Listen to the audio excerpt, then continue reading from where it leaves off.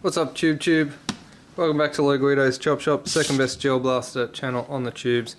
And tonight for you we have got an EMG X Terran Tactical Innovations blaster for you to take a look at. And what else would it be but the Pit Viper. Look at this bad boy. Comes with EMG Terran Tactical licensed product card with a little holograph on it, so you know it's legit. Magazine base plate's got the Terran Tactical logos on it. And this thing looks magnificent, I gotta say. It looks awesome. Let me get it out of the box and put it on the table for you. Just want to run you through some of the detail on this blaster. You can see all the Terran Tactical logos, the Pit Viper, the MG serial number, the compensator, the fiber optic sights on the front sight post there. All really neat stuff. Very high quality build. I'm very impressed with it. This guy was recently made famous by the John Wick film. John Wick number 4, I believe it was.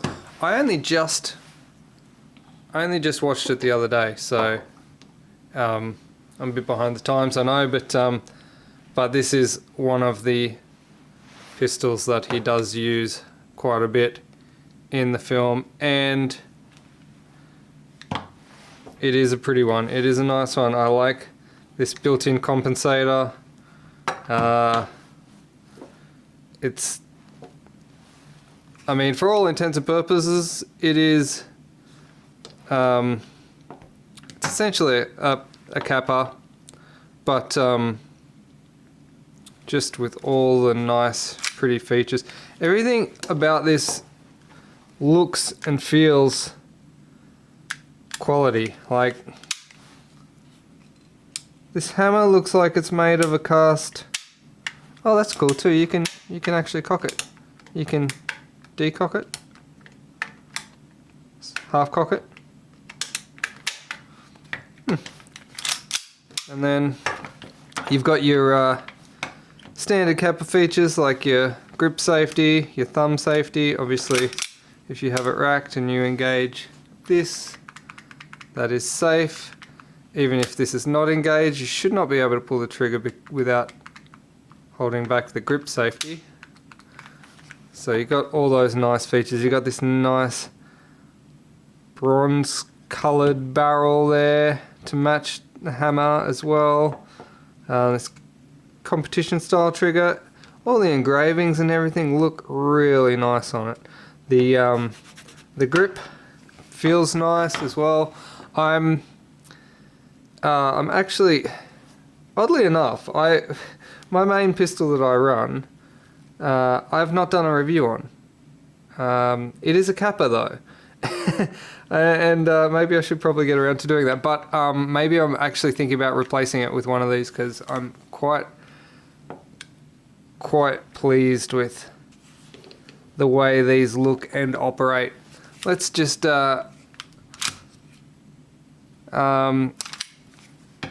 before we get too far into it, let's take a look at the mag. It is fairly standard, let's say WeTech style kappa mag.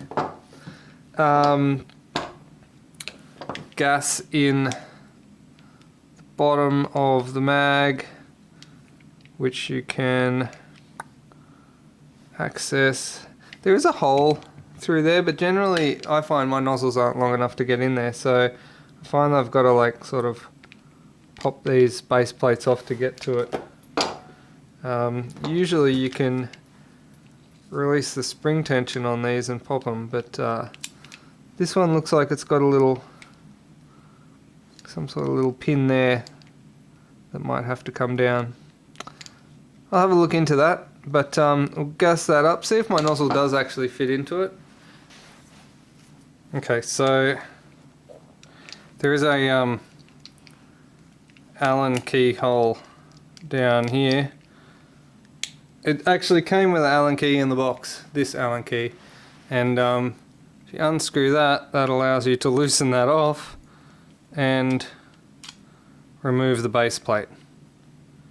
It's a little bit finicky having to do an Allen screw to take the base plate off to get to the fill valve. However, the base plate is a nice solid aluminium piece, which is good quality, nice solid looking. Gas fills in the same way as always, with the valve there. Just push it on there until you sort of hear the gas flowing. You can generally hear when it stops. If you're unfamiliar with GBB, that is. If not, here it is. It's got a nice smooth spring and nice smoothish looking mag lips, molded, injection molded plastic mag lips. Not any of these various other means of creating mag lips. Being that it is a Kappa mag, that's pretty standard these days. Alright, so I got a gas up. Let's have a look at how many gels we can fit in this mag. Alright, let's just pull this spring back. It's got a nice little round hole here for loading your gels in, which is nice. This is not the world's greatest speed loader. Struggles. Alright.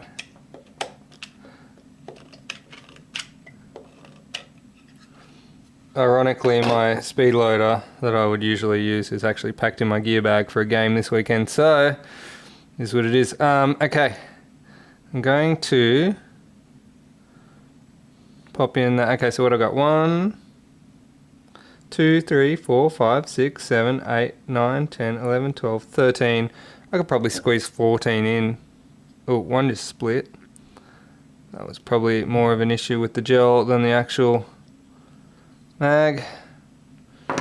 Alright, might squeeze just one more in just for, I don't know. Why not? Because I can. Yep. 1, 2, 3, 4, 5, 6, 7, 8, 9, 10, 11, 12, 13, 14, 15, 16. Maybe 15 and a half. There's a halfie in there. I'll fish that one out before we do the chrono. Alright, I did do my best to fish out that busted one, but you know, gels be gels. Let's take this to the chrono. Speaking of gels, just before we get started, if you are new here, and also for the YouTube demonetization police, these are gels. This is what the blaster fires. It's also known as Orbi. You can see it's a soft, squishy, crushable thing that kind of is slippery but does smush on impact, and fairly benign, not painful or anything malicious.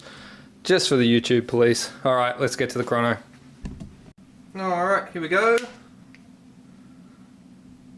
Contact.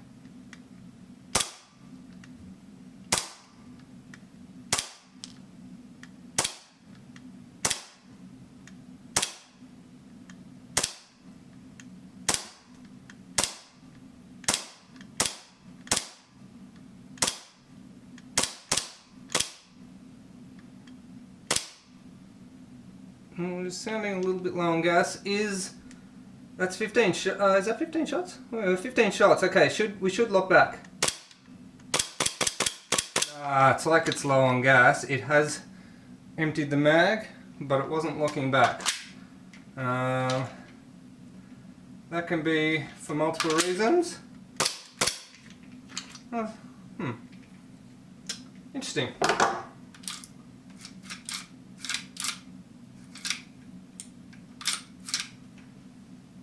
Alright, I just had to do a slight adjustment on the slide catch. See, it did lock back then. Let me demo it.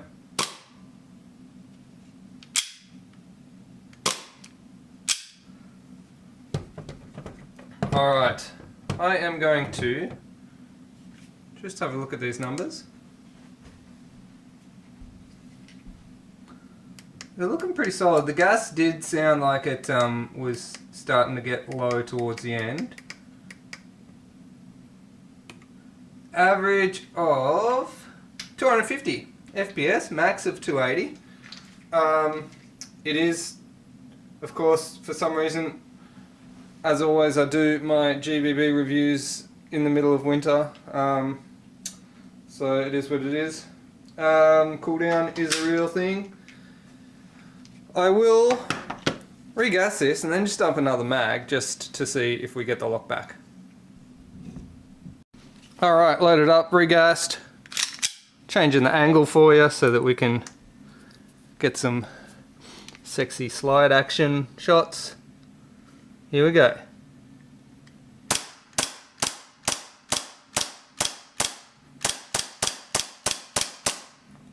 Boom! 15 shots.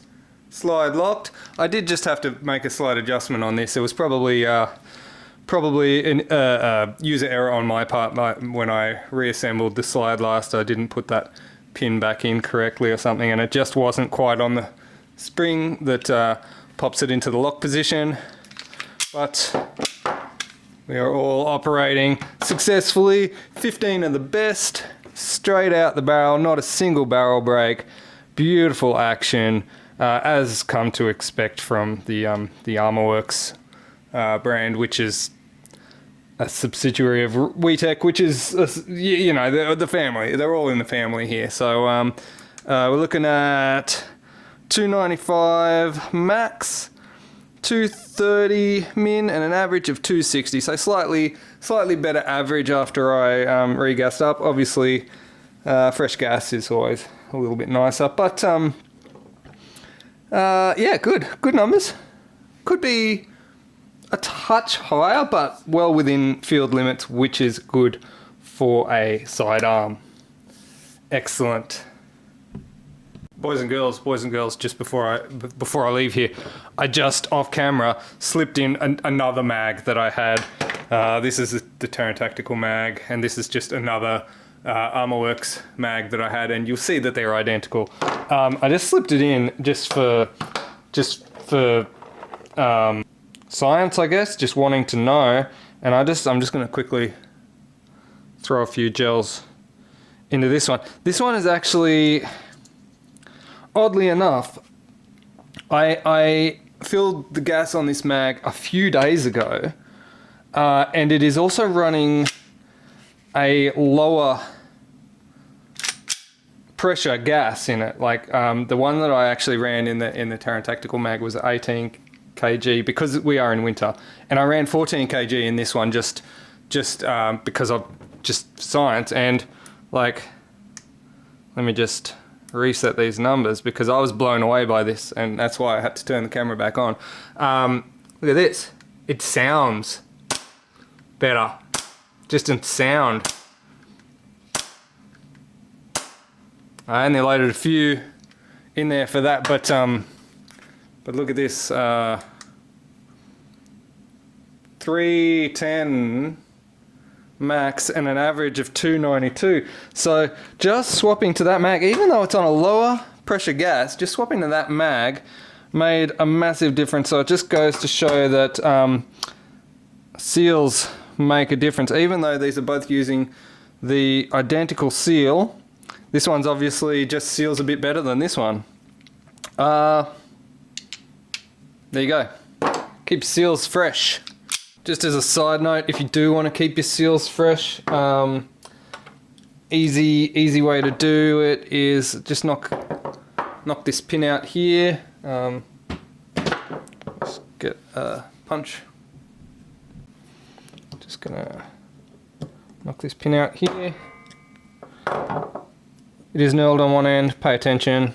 Once that's pin's knocked out, you should easily be able to remove the lip.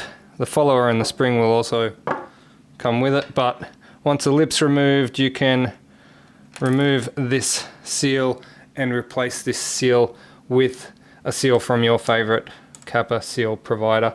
The AW seals are generally pretty good, so like I don't know why this one's just not reading numbers quite as high as the other one. Or actually, sorry, in the case of this one's the one that's reading high, and this one was the one which was a bit lower. So you know, these seals wear out over time as well, so good idea to replace every now and then. Easy to do, one pin and off you go. Don't forget to tuck your follower back in. Put your lips back in. You can put a little bit of silicone lube in there if you desire, and then gentle knock on that pin to get it back in place. Very easy to do, good maintenance tips. Alright, let's have a look inside this Pit Viper. As mentioned before, I am very pleased with the way the blaster looks, the appearance of all the engravings and markings and everything. Just pop out that takedown pin, take the slide off, got the lower. It is. I've greased this up. I've put grease on this. I was gonna say it is quite liberally greased. I have actually already opened this up and greased it. It was a bit dry out of the box, but I have already greased this up. So I greased it up off camera, and I just realised I did when I looked at it and saw my own grease in there. Alright, so let's continue on here with the teardown. Let's look at this slide. I'm going to take out this buffer spring. Now, I think you can actually separate this pin here into two parts, but I think that's probably not the way I want to do it. I think what I can actually do is just separate this front piece here, slide it down like that, and then there should be just enough room to pop it out like there. That's I don't know if that's the official technique, but that's the way I find the easiest. There's a bit of a buffer here. If you were considering short stroking, you could add a bit more, but it's already got a fairly nice rubber buffer. Everything from factory on this looks pretty nice, you know, like pop the barrel out, the outer and the inner. I took the outer without the inner out there for some reason. This outer is sick. Look at it. I like it. Look at the way it's got that integral compensator. It's not really a compensator. It's actually like blocked off, but you know, like the appearance of a compensator. The barrel itself looks pretty standard. I'll get a measurement of the ID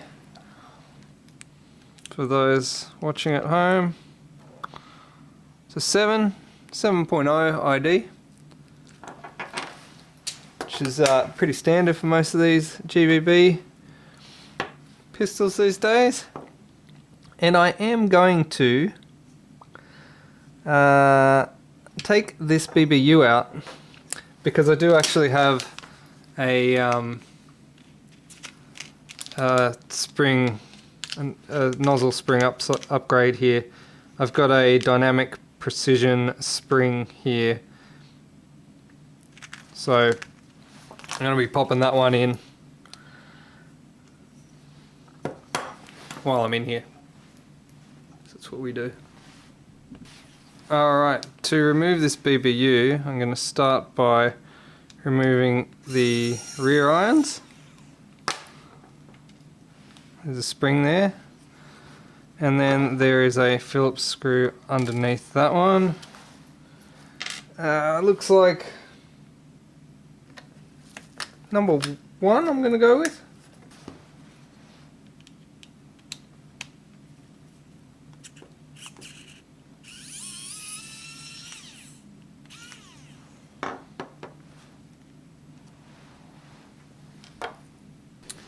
There is this little faux hammer at the back here, which is no doubt spring-loaded. So be very careful undoing this screw.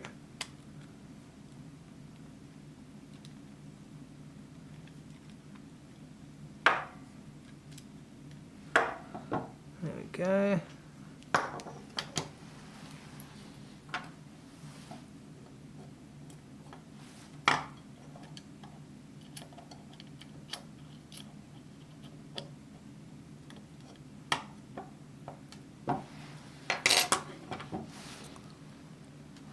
There it is. Tiny little screw and spring, of course, and BBU pops out just like that. And there's the spring for the nozzle, which sits down in the side there. We will be replacing that. Now, the standard one's got the tight coils to the back, so this one I'll be putting tight coils to the back. I did have someone messaging me on Facebook the other day about this type of nozzle, and it's worth mentioning this. It should be very smooth and free to move back and forth there, with like a if you blow through here. It should have, and block this, there should be a pretty good seal there, so like, yeah, that should be nice and sealed, ideally. And other than that, should be able to drop your little spring in there, and then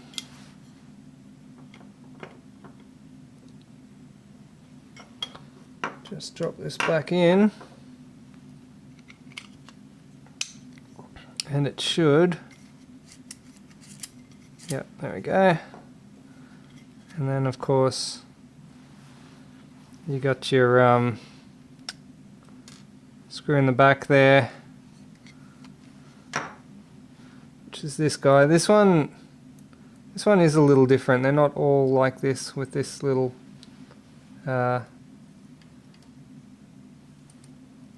sort of hammer spring bolt arrangement, but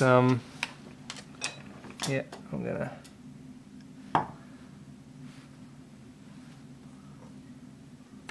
awkwardly try and line this up from behind a tripod. Alright.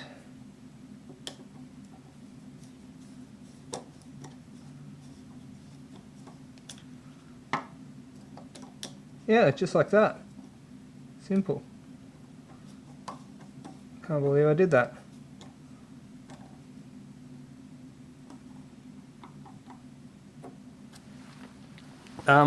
It's actually quite awkward from where I'm standing to actually line that up.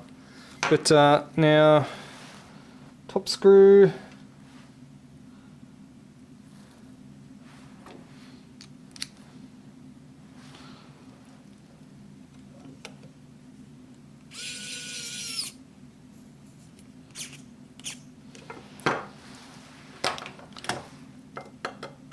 Torque that one up by hand because I prefer it that way.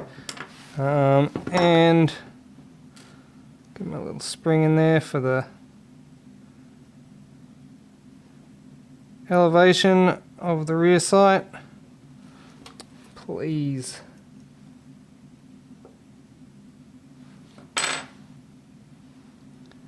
And then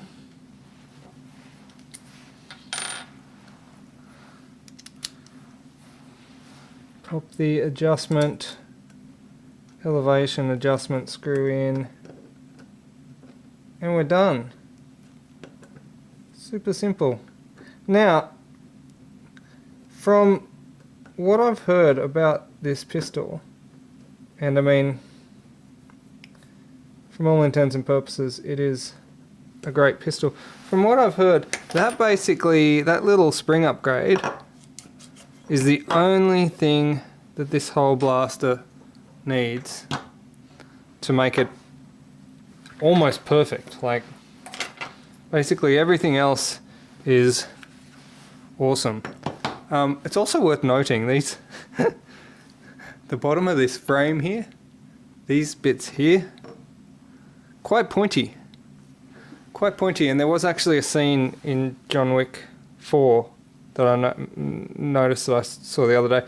He's on the stairs where I think he actually tears down his Pit Viper, throws the slide at someone, and then stabs someone in the neck with the frame. And it's worth noting, these are pointy. These are very pointy, and they're pointy enough to probably do some damage if you were to stab someone in the neck with them. Yeah, so 7mm barrel going back in. Don't stab people in the neck with your frame, people. Do not take that as advice. Pop this buffer rod back in.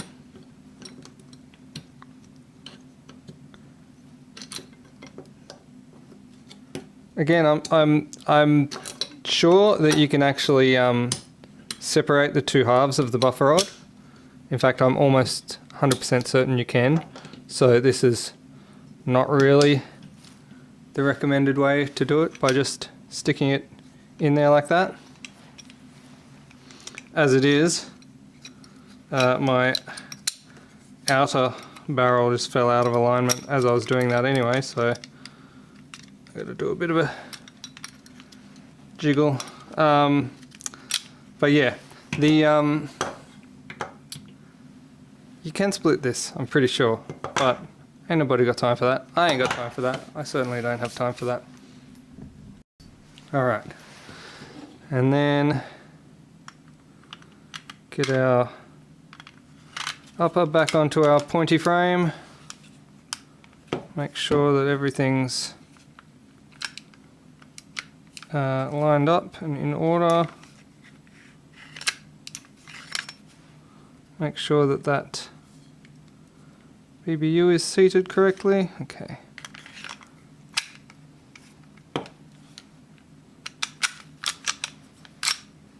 There we go.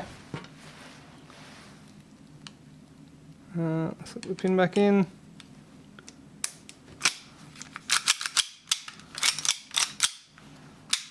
Alright, and we don't have the slide breaking like if it was a 320. Awesome. Pit Viper Rooney. I love it. I really do like this. The